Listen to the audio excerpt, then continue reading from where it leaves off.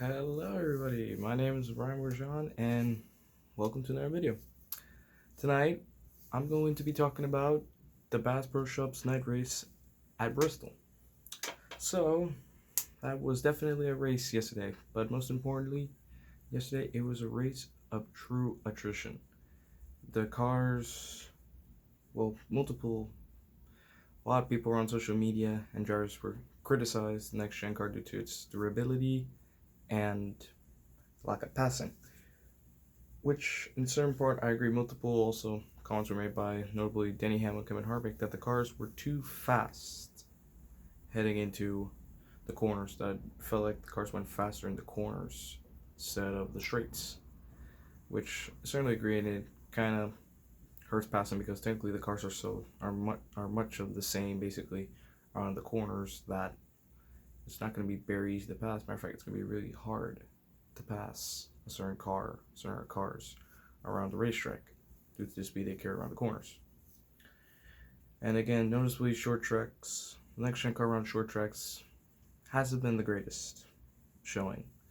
Martinsville struggled a lot. Richmond, despite two good races, you still see that passing was a bit of a problem. Tire wear as well.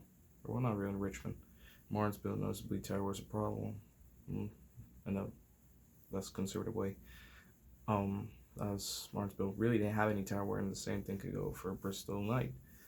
Bristol Night, not a lot of tire wear was in play in the race. I mean, data showing Brad Keselowski tires that he could have gone 300 laps, so that says a lot.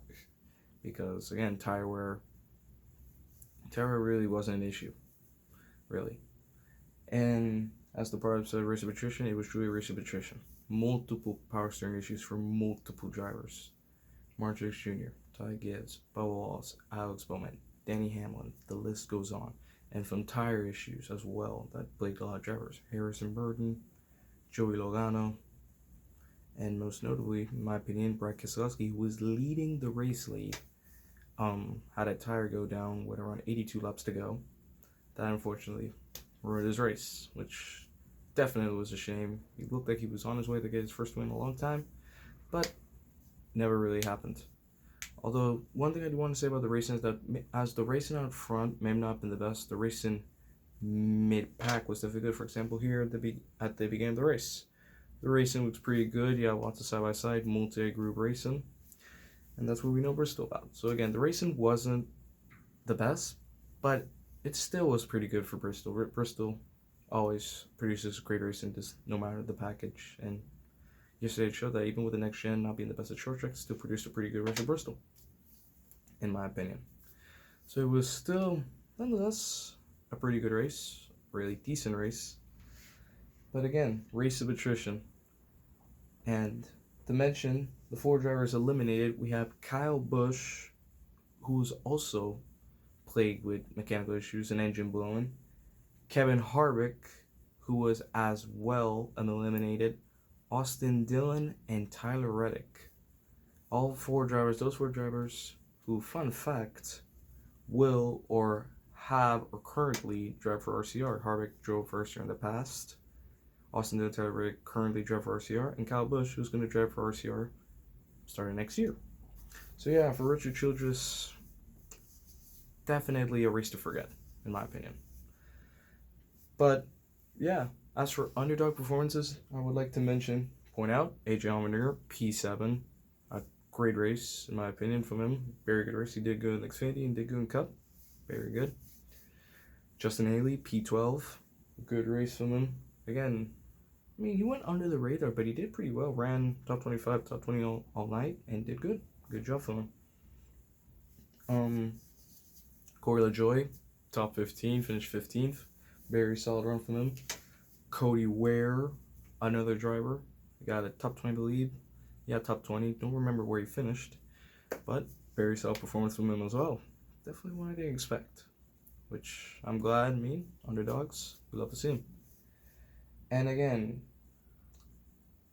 amazingly enough, drivers like Suarez and Briscoe moved on. Again, if y'all remember my roundup 16 picks, I went with the drivers being eliminated: Daniel Suarez, Chase Briscoe,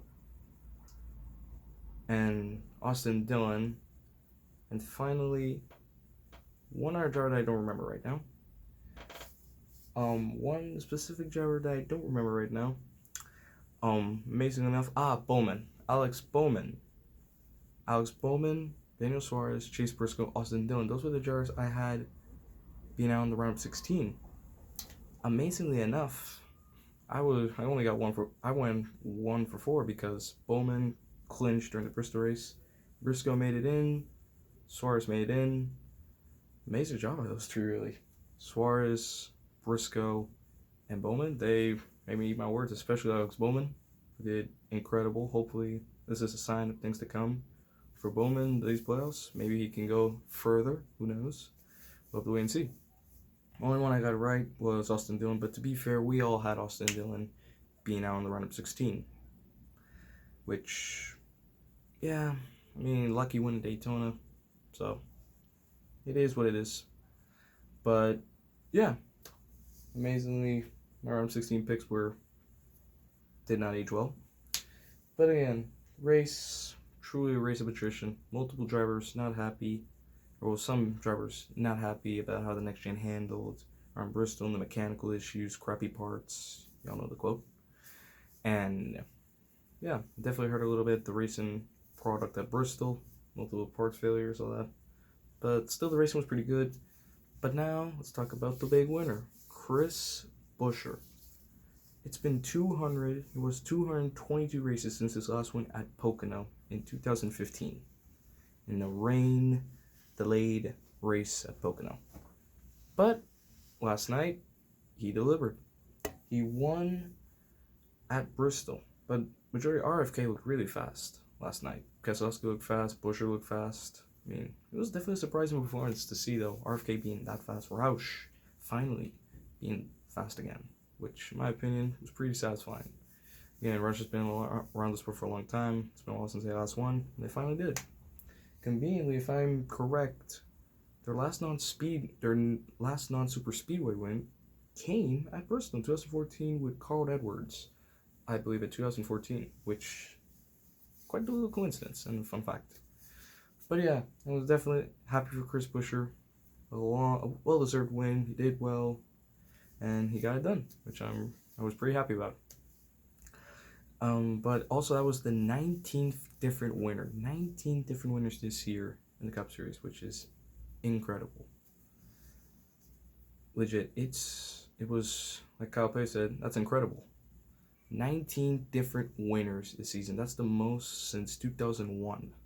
It's been a record season and definitely one of the greatest seasons I've seen in NASCAR in a long time. With the amount of parity, and the funny thing is we could get more than 20 winners because Truex and Blaney are yet to win. Those are two big drivers yet to win this season, and they could win. Hell, Truex could win this weekend. Same goes for Blaney. Keselowski's yet to win. McDowell's yet to win.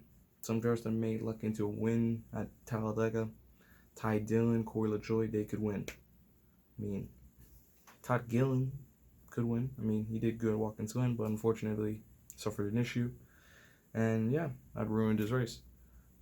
But it says a lot this season. It truly, truly says a lot. But yeah, to put a resume on this race, it was a race of attrition.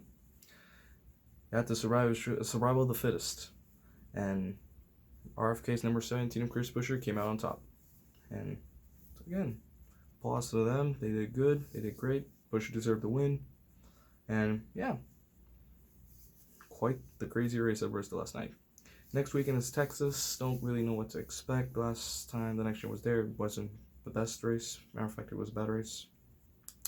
So yeah, we'll see what happens next weekend. But there you have it. That was my review of the Bristol race. A good race, in my opinion. True race of attrition. And a crazy one for sure. But yeah, there you have it. I hope you all enjoyed my late race review of the Bass Pro Shops and RA Night Race. Like, subscribe, that would definitely do me a lot. And I will see you all next time. Thank you.